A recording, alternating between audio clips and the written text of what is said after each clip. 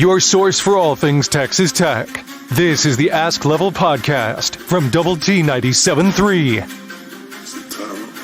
Hey, what's going on? Welcome into another episode of the Ask Level podcast, episode number 42. Alongside Chris Level, I'm Chois Woodman. Level, my man, how's the summer been going? Good. Hope everybody had a happy and safe July 4th. Everybody's got all their appendages and Digits. Everything's digits. That's right. Hopefully all is well. But yeah, getting closer. Big 12 Media Days, depending on when you're listening to this, are middle of this week. And that's kind of I know that's one more thing to check off the list as far as getting closer to football season. A little more downtime after those are over, and then and then camp usually starts in late July, early August. But we're getting closer, man. But yeah, summer's kind of flying by, man. Had a few times away out of town, but kind of ready to be done with that and get back into the grind of things, the routine. Yeah, there's been quite a bit since we last got together. Of course, this past week, the preseason, all Big 12 preseason teams were released. Kansas leads the way with the players. What kind of world are we living in? Big 12 preseason poll came with that as well. Josh Young's been named an all-star. Bob Huggins quit or didn't, according to him and his lawyer. Pac-12 pushed their deadline back to Labor Day now, after we've seen that pushed several times. So yeah, been quite a bit going on in the summertime, but let's go ahead and start with football though, because we are right there around the corner from Big 12 Media Days. And you mentioned just that check mark.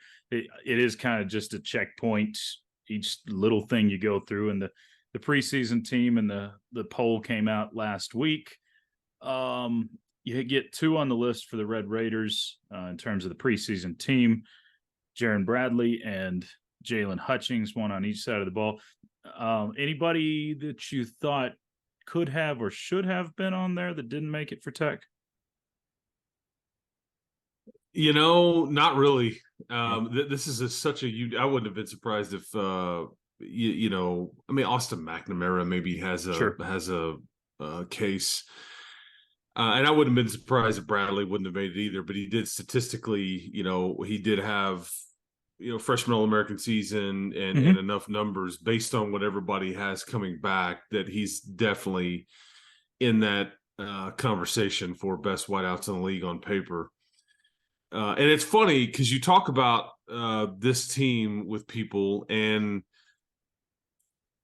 yet you're going to be really good, and yet you don't really have too much issue with like an all-conference team that barely mentions Texas Tech, and it's because whether you want a tournament and they lack star power, or whether you want to, which would be maybe the glass half empty approach, or the glass half full approach is, you could make the case for, I don't know, 10 to 12 second and third team guys.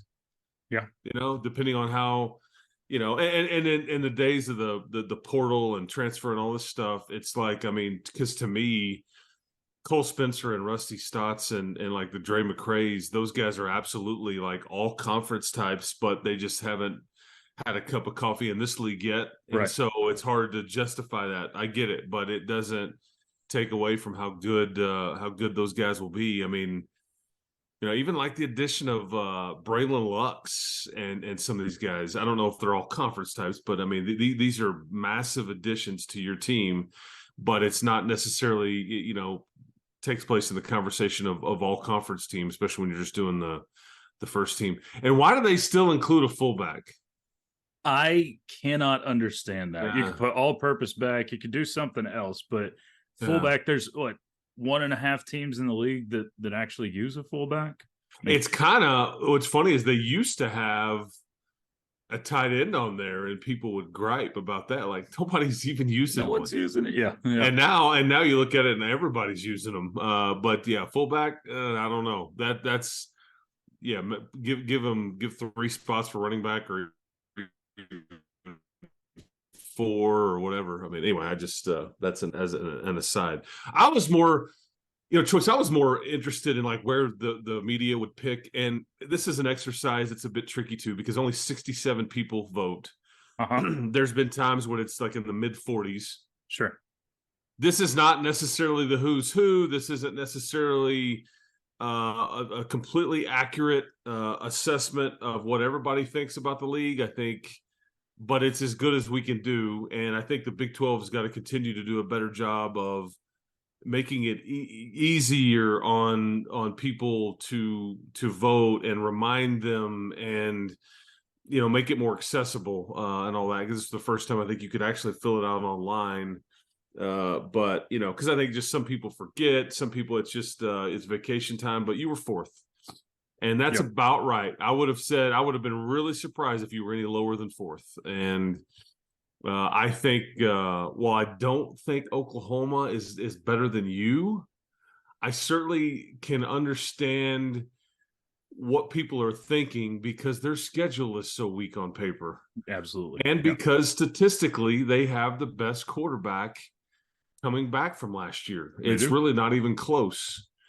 And so, and then, you get some brand recognition, but I have zero issue with the Kansas State, Texas 1-2. I personally would have had Kansas State 1, probably Texas 2. And then I think, with Oklahoma, Texas Tech, the Baylor, TCU, Oklahoma State, you kind of just jumble them up. But I would not have had the Red Raiders later than in 4th. And I know you voted in this deal. I did. I put Kansas State 1. I have some homerism to me. I put Texas Tech 2, but I think if things go really well this year, it could get there. I put OU 3, and it's because of what you said in the quarterback room. Dylan Gabriel, to me, is the best quarterback in the league coming into the season. We'll see if it shakes out that way. And then I had Texas at 4th, and this is purely because Steve Sarkisian as a head coach, his best season was last 9 year. win seasons. Yeah. I mean, he's had, it was last year and another year before. He hasn't shown to win it big as a head coach, and Texas year after year does not perform, even when they have all the cupboard pretty full. So, I mean, they haven't won a conference title since Colt McCoy was on campus. So I'm not going to project them definitely to win a conference title until they do it again. But I mean, those are pretty well the clear-cut top 4 teams in the league, though, right? I mean, it seemed like everybody kind of voted that way. TCU got a little bit more love because they were because of what they did last year, but they sure did lose a lot. They did lose a lot, but I will. I'm going to look this up to make sure as we're sitting here talking. But there is like a message that I saw sent out after the I can't find it. I think it's 7 years in a row. Okay. 7 years. Well, excuse me, 6 years in a row that somebody was picked like 3rd, 4th, or even a lot worse in the league preseason. Yeah. And then, have played in the title game. Oh, wow. And if it's not Kansas State and Texas this year, okay, playing for it, then it would make it 7 years in a row. Yeah. And, and I think it's featured a variety of different programs, because you've seen Iowa State make it. You've seen Baylor win a title, Kansas State, now TCU. It's not just, and I think to your point, it hadn't really featured Texas much at all. It's featured Oklahoma a lot. Yeah. But in recent seasons, it's really just been neither. Sure. Yeah. I mean, the last 2 title games, we've had K-State, TCU, and then what? OSU, Oklahoma Baylor. State and Baylor. That's right. Yeah. And so, yeah. And I think if you're a Big 12 fan, if you're just a fan of any team in the Big 12 that's not named Texas or OU, that's what you want to see again this year. You don't want any sort of Texas or OU flag waving heading out of the conference saying you guys can't do it without us, because the last 2 years you've done it without them, and would love to see that again. Just anybody but Texas or OU. Although I got to tell you, this is like I don't know, like Vince McMahon-esque, I guess, to kind of write the narrative way before and then work toward it. Okay. Like, hey, they plan the WrestleMania matches, which always takes place in late March or early April. Right. They plan them, 6 months, sometimes a year ahead of time, and they know the end result, and then they just kind of, work their way to it Sure. in the WWE world. What if I told you, because you're saying that you don't want any flag waving or any sort of UT or Oklahoma participation? What if I could sell you on because this is the kind of thing that happens in the wrestling world too, while I was bringing up the analogy. What if I could sell you on an immediate, rematch of your regular season finale, and then you play them again for the league title? And I know the result of what happens in Austin, because if you lose that, then I want the rematch. But if you win that, I'm like, no, don't want them again. That's not how it works, Woodman. That's not the scenario. Here's the best way. If Texas Tech is involved, you beat Texas and Austin to keep them out of the title game, and then play OU in the championship to beat OU for the final time. There's the script. So you wanted to erase the storyboard there, and you want to switch the script a little bit.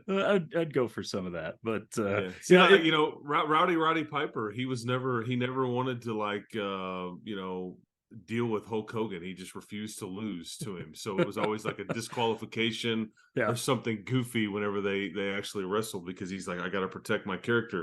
And this is what I hear you saying. You're kind of channeling your inner Roddy Piper. No, like if I win that one, I choose not to run. Exactly. I'm not going to do that. So anyway, I do think that there's so much unknown about this league that it is really fascinating. I still don't think if many people have a true feel for the newcomers yet. I think we all kind of do about Houston. I think BYU could be really good or extremely average. I think Central Florida is going to surprise me if they're not pretty good to maybe very good. I think Cincinnati is a completely unknown. Most people think that they're going to be a ways off after Luke Fickell leaves for Wisconsin. But nobody knows. That's the beauty of this deal, and it's kind of fascinating just to kind of see. And what's tricky about this league race and trying to project it is nobody play. I mean, you don't play everybody. Nobody on here is playing everybody else. That's just not the way it's set up anymore. Sure. And that's as much about trying to figure out how to get to what you're going to do. Like, to give you an idea, this is the first time in the Big 12 since 2010. Because correct me if I'm wrong here, we're headed into the 23 season. Yes.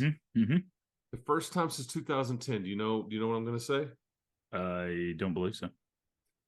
First time since 2010 that Kansas has not been picked dead last in the league. Wow. Because you could always, for this exercise, maybe you know the winner, you definitely know the loser, and let's work. Let's fill out the meat of it. But Kansas is, and I mean, I don't like the Jayhawks, and I don't. Yeah. I'm not doing that. And yet they're not anywhere near the worst team in this league. I mean, they've got star power. They have the offensive player of the year. They also have a really stud running back. They've got, a big time safety linebacker type that feel like it's been there for forever. Lance Leipold is universally.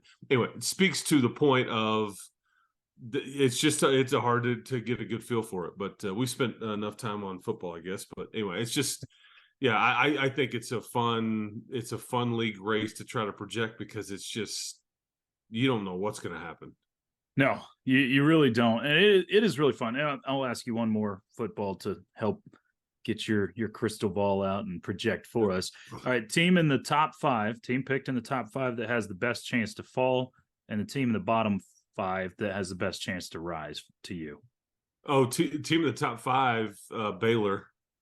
Okay. Excuse me, TCU. Sorry, okay. TCU. And then I would say, and where was Oklahoma State picked?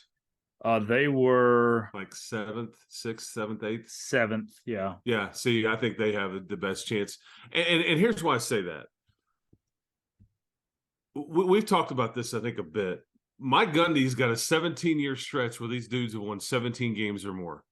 In 12 of those 17 years, he's won 8 games or more. Okay. Yeah. And I think there's some 9, 10, 11 win seasons absolutely mixed in there too. They don't suck ever.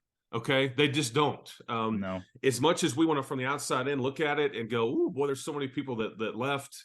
What do they have incoming?" That one of their best receivers went to TCU. Alan Bowman hadn't played in 2 years. Yeah. Hey, I get all the list of reasons why you would say, "Well, this is the year." However, I don't know. I think you're an idiot if you don't look at their body of work. It's one of the most consistent runs, really, in college football history.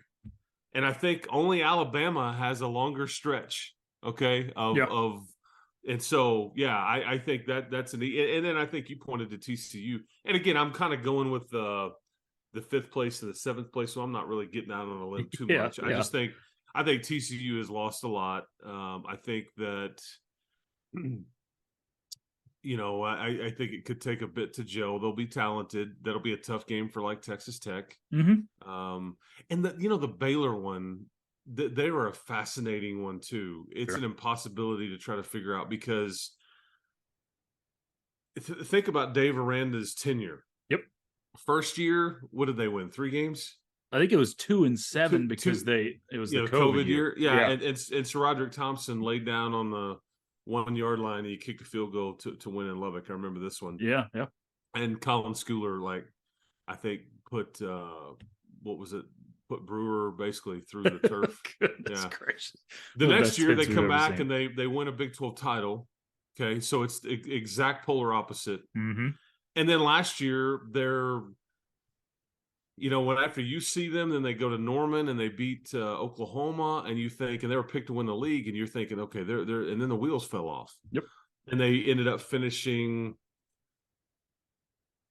Well, they finished 7-6, I think. Yes. That was it. I think they were 7-5 regular season. Yeah. Yeah, and so it finished 7-6. They lost the bowl game. And so, what are they? What is the Dave Aranda? That's a great question. Because they've been small, medium, and large with their 3 seasons there, and so who knows? Who knows what you get? But that's the fun part of that about this stuff is trying to figure out what you're going to get, and we all kind of think we semi have some stuff figured out this time of year, and then you get into late September and it's like, okay, it's a little bit different than we thought, or this dude can go, or this quarterback's not near as good as we thought. Somebody gets hurt, which is why we're so intrigued by college football. Yeah, it's all pretty amazing stuff, but I'm so excited for this. I've been more excited for this season, I think, than any season in a long time, and a big chunk of it's Texas Tech, but just the unknown of 14 teams and getting to play new teams, and I think there's a lot of just fun that's on the way this year. More anticipation for this Tech football season, I think, since any, and maybe since 2008, and I think that's a heavy statement to make. Yeah. I think there's a lot of factors there. I think that the head coach has everybody excited and ramped up. I think you have a very good team that a lot of people, on paper, see it's different than 08. You don't have star power. 08, they did. And I don't know if you're projected to be as good going into this year as 08. So don't misunderstand what I'm saying. There's some differences. I'm just saying that there's as much anticipation. You have a big time non-conference game. You've got $220 to $250 million renovation going on specifically with the football program. You're recruiting like crazy. And if you don't know that, your coaches are trying to tell you repeatedly that they're recruiting like crazy. So, pay attention to them, because they are working hard. They want you excited. They're trying to tell you to get excited, and they feel like there's a good reason to be excited. But so we shall see. Yep. So we'll have media days coming up this week. We usually and Woodman learn very little. Well, and you're going to you're gonna likely stay in Fort Collins for the Wyoming trip. Fort Collins, Colorado. No, I didn't know that. Yeah, it's 45 minutes away. Oh, I didn't realize it was that close. Okay, I learned all. It's kind of like when we play in Ames, you stay in Des Moines. Yeah. And it's about 45 minutes away. And there's, I don't know what Joey will decide to do, but there's actually some chatter that we will be the team will be leaving maybe on a Thursday for that first Wyoming game to get ready to the altitude. So we'll see kind of what happens there. Okay, that's neat. I mean, I can't wait till I just came back. It's going to be a blast. I just came back from the altitude, and it took me some time to adjust. It is. I did too, and it was nice and cool there, though. Unbelievable. I mean, but it crazy. just it's just like a different, yeah, different deal. Like, makes your head hurt a little bit. You gotta drink more water. My oldest son wanted to just mountain bike the whole time, and he wore me out. So like that altitude, it's no joke. So that's interesting. But you can do that with the first game of the season. So getting ready for it. Correct. I mean, it's kind of a nice, absolutely it is. National TV. So the other big topic, really, since we've been apart, Level, is you filled your basketball roster completely as of right now. These things still can change, but all 13 scholarship spots appear to be filled. You've added Devin Cambridge from Arizona State. He joins his teammate Warren Washington, and then Joe Toussaint, the big name from West Virginia, comes over after the Bob Huggins fiasco, and he commits to Texas Tech and signs this past week as well. So seems like now Coach McCaslin pretty well has all those spots full. Thoughts on those new additions? Well, they, when you were down to having 2 spots left, I think my opinion was you just couldn't miss. Like, these needed to be really people, because if you take away Cambridge and Toussaint from your roster and you look at it on paper, you're extremely young. Yeah. You're extremely inexperienced. And both those guys are seniors, correct? Oh, yeah. And so what you year. added was age, experience, maturity at the Power 5 level. And I just think you can't get enough of that. I would say that when Warren Washington and Cambridge and Toussaint depart next year, I hope they're replaced by aged, experienced Power 5 equivalents. That this is just the league that you're in. Yeah. Young teams don't fare well in this league. Look at your team last year. I don't care how talented, it's a grown man's league, and you need some of that. And it doesn't mean every time, just because he's an old guy, that he's going to be any good or he can help you. You've got to be selective. But I just think that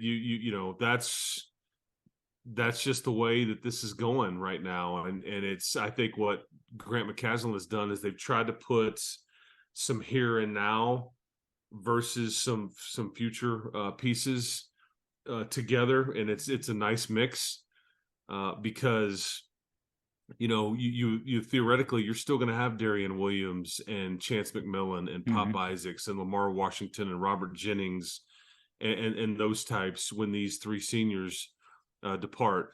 It is fascinating because I still don't know if we know what Kerwin Walton and Demarion Williams are going to be for you. And can they take up another step? Do they want to use an extra year here, which I think they technically have 2 years left to play, even though they'll be listed as seniors. But to answer your question on Toussaint and Cambridge, I mean, your roster looks completely different on paper right now. And I think some talking heads are saying, okay, this looks like an NCAA tournament team. Yeah. I know that they're going to guard. Okay. I think, like the football conversation, do they have any star power? Do they have a dude that can get you a bucket when you or you're giving up a 10-0 run, that somebody that can just like stop it and like drive to the basket, get to the free throw line, whatever. I don't know if we know who that is yet. I think Cambridge, Darian Williams, and there's some candidates. We know Pop Isaacs is capable of going for 20 plus or capable of trying to really grind out and score 9 or 10, I think everything in between is, but I do like the way they finished. And I've seen Toussaint. I saw him 3 times in person last year, and he's just a solid on us in Lubbock too. He sure did. He's just a solid piece, man. He's not he may not even be a starter per se. He's not your best player. He's not going to be your leading scorer, but he makes you better. And he hurts West Virginia, and he makes you older. He's more experienced, and he was better on the road than he was at home. by nearly 2+ points, and I think 2+ rebounds, better on the road than he was at home. Sign me up for that. Joe T from the Bronx. Was really glad to see him come to Lubbock. Completely agree. One question from the audience regarding basketball. It says, Level, now with the roster full, what would be your projected starting five right now? I mean, Pop starts, Warren Washington starts. I think Darian Williams starts. I think Cambridge starts. I think and maybe McMillan. I don't know if, which would leave Toussaint and Lamar Washington kind of off the bench, Kyron Lindsey off the bench. But I don't know, again, Kerwin Walton and DeMarion Williams. I don't know what to think yet. I think there's people that have told me that Kerwin Walton is opened up, that he's talking more. He feels a little more comfortable, maybe with this staff. I saw him really struggle. We all did last year. I saw moments of okay, well, this is why they got him.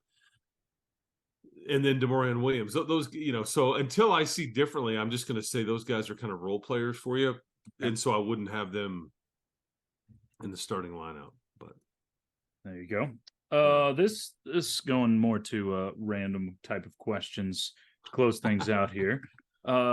It's not that random because recently you've lost both Hudson White and Mason Molina to the transfer portal. It says, can the NCAA do anything about tampering? Seemed like there was obvious tampering with Mason Molina and Hudson White situations. No, they can't. And I would just tell you, I don't disagree with the premise, but you're doing it as well. I mean, like this is just what happens. And tampering is gray area.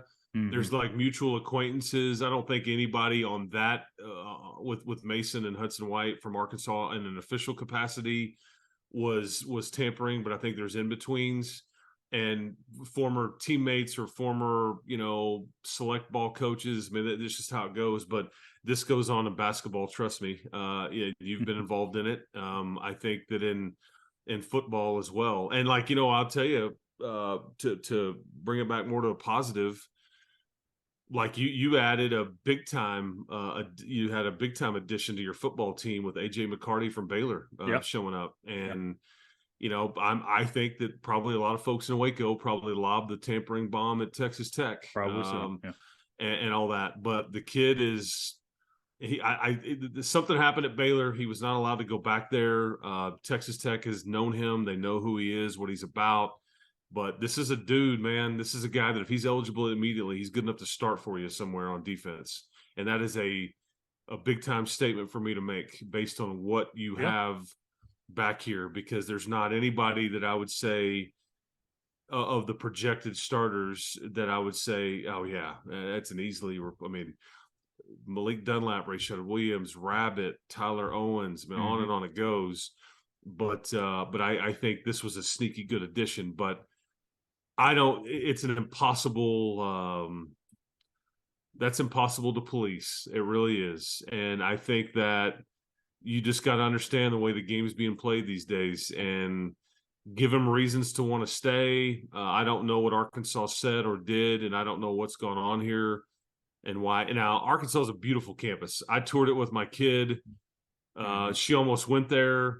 It was a bit too far away, but there's a lot of people in Lubbock specifically that leave high school and they go to Arkansas. But I hate it for Coach Tadlock and Coach Gardner and all those guys because they needed those guys to stay here. And so I guess now you go see what you can find in the portal yourself, maybe, and hope the draft doesn't hurt you starting early this week. And Tech did get the kid from Gonzaga too that helps you. He'll probably be your starting third baseman. He had a great weekend in Lubbock the opening weekend. So it does go both ways. You got Gavin Cash last year. He was obviously enormous. So the portal is definitely give and take. That being said, the NCAA Division I Council proposed, I believe last week it was, that they're going to narrow the window, or proposing to narrow the window from a 60-day open window for transfer portal down to 30 days. Do you think that helps any of this type of stuff? Because in general, if you're going to get in the portal, you usually know day one. It's not always a blanket statement, but 30 days is still enough for these kids to make their decision, right? If they narrow it down from 60 days. Yeah, it just I think they're trying to. There's been so many changes with NIL and the portal, and boy, there's not been a long shelf life with really any sort of rules or guidelines with this stuff. I mean, even the IRS with NIL kind of was like, okay, this is fine, and then they come back and said, okay, well now these aspects are not. I mean, and the portal is constantly being tweaked, and I think they're just everybody's kind of trying to figure out the best thing, and this is meant to kind of speed things up, and which I will tell you, it's funny you ask this question or bring this topic up, because what this shorter window is going to increase. What's that? It's going to increase tampering. Because and here's why. You don't have time to bring a bunch of kids in on visits and the window and all that, and you kind of need some legwork done before that window opens. Because the way you are as a coach or staff or whoever's in charge of roster management, you got to make sure you have, okay, we got to go find a left tackle, for example. Mm-hmm. You need option A, B, C, D, E, and F. And if you feel really good about A and B, boy, but what happens if somebody's throwing a ton of money at them, and then the window's running out? I mean, you see what I'm saying? So absolutely, it will increase those kinds of conversations and legwork ahead of time and all those kinds of things, because there's not as much time that you can spend on this. But I kind of like it just because it does. I felt like it did drag a bit, that last one. Because mention the dates again for the listeners' choice. This is the spring window. Yeah, well, they're actually talking about doing it both windows. They're talking about narrowing them from 60 days to 30 days. Correct. So and because I think it was May the 15th through would that have been like March the 15th or give or take, or I believe so. or March the 12th through May the 12th. There was but the March thing is silly. So if you just wait till mid-April and go through mid, and that way you have had time for exit meetings with spring football, and you kind of see where you're at on the depth chart and all that kind of stuff. But yeah, I like the change, certainly. Yeah, I think overall it's a good thing. Last question, and we will wrap it up. This one is from Eric. It says, I've heard Joey McGuire talk a lot about the offensive line really confidently. Do you feel the same way about the offensive line heading into the season level? Yes, I do. I think the concern there is I think that the starters are fine. I think you have one of the best interiors of your offensive line of anybody in the league. Okay. And I don't know if we've truly seen the best of Caleb Rogers yet. Now we're going to see him at right tackle and see what that looks like. I think the same could be said about Monroe Mills. I think those are quality Big 12 players, but they flipped. But I have zero concerns about Spencer, Stotts, and Wilburn on the interior. I think that's as good of a – and then I feel like you've got Ty Buchanan as a swing tackle and Jacoby Jackson as kind of a swing interior guy. And if ever something happened to Stats, then you would just move Wilburn over to center, and away you go. So – the questions come when you get into who's 8th, who's 9th, who's 10th. What happens if there are multiple issues you're having to deal with from an injury standpoint, or whatever. That's where I would be concerned about this particular group as a whole. But the starting five, and you've got the 6th and 7th guy, zero concerns. I mean, again, I don't know if you've got an all-conference guy or an NFL guy in the mix there. You've got a really good offensive line that Rusty Stats has made that much better because of his intelligence, his pace of play, and his knowledge of the system that he is going to. And I think that everybody feeds off of Rusty, and you're just old right there. This is the equivalent of Devin Cambridge and Joe Toussaint, is adding guys like Cole Spencer and Rusty Stotts. And it's culture, it's age and experience and all that stuff. And these are sneaky good additions. And I get why, not a lot of all conference recognition, but these are guys that are going to make you a potential Big 12 title contender. All right. Looking forward to that. I've got, for me, Me I'm too, still, if we can get it. Yeah, I'm still holding out the hope on the offensive line just because it's not been one of your strengths for so long. But here's what I would tell you. It's like and I know we have a little bit of time left, but like basketball wise, when you started looking at the roster and you felt vulnerable and you're like, I don't know if it's very good. Like you do have to ask yourself, could it have been worse than last year when you finished in 9th and you missed the tournament? Right? I mean, hard to be like worse than that. Okay, you could be, but there's not a lot more to fall. I would say this to people: there's no way that the offensive line, on paper or otherwise, is worse than last year. Would we agree? There's no way. Yeah. Okay. And yet they averaged 34 points a game. Mm-hmm. They were, I think, 22nd in the country in scoring offense. They were 12th in the country in passing offense. Almost every one of their QB injuries was not offensive line related. It was because quarterbacks didn't get down in time, or you know, or you throw a pass and you land on somebody that you didn't know was there, like Baron Morton did in Stillwater. I mean, you know, on and on it goes. So I would just say, because I just think every fiber of my being would tell you they are a lot better. Okay. And so when you factor in, it ain't going to be worse. Okay. Even if it's just a little bit better, look at how good you did last year. And if you get a little luck with your QB health, you know, dare to dream a little bit. So I just know what all to a man, if they aren't a lot better, they've all been fooled. Stephen Hamby, Zach Kitley, Joey McGuire, Kenny Perry, and those guys have just seen way too much and been around way too much at all different levels to be fooled, in my opinion. All right, you got me all hyped for football season. A little less than two months out, but we'll appreciate the time, man. It was fun as usual. We'll do it again in a couple of weeks.